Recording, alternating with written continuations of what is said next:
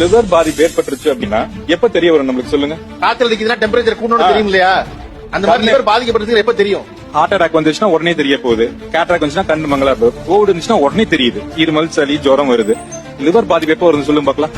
இல்ல எனக்கு ஐடியா இல்ல, தெரியாது.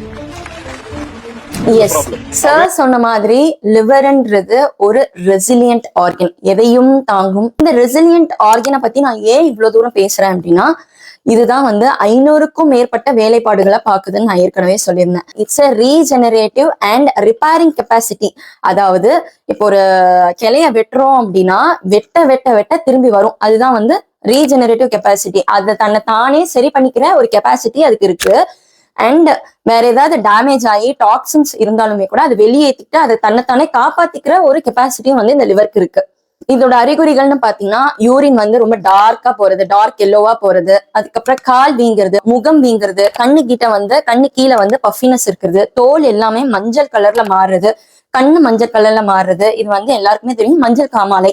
ஸோ எல்லோ காம்ப்ளெக்ஷனா எல்லாமே மாறிடும். இந்த சிம்டம்ஸ் எல்லாம் எப்ப காமிக்கும்னு பாத்தீங்கன்னா 50% லிவர் டேமேஜ் ஆனாதான் அது வெளியே காட்டும். ஒன்ஸ் இன் a இயர், வருஷத்துக்கு ஒரு தடவை லிவர் செக்அப் பண்ணிக்கிறது ரொம்ப நல்லது. அந்த டெஸ்ட்டுக்கு பேர் என்ன அப்படின்னு பாத்தீங்கன்னா லிவர் ஃபங்க்ஷன் டெஸ்ட், LFTன்னு சொல்லுவோம்.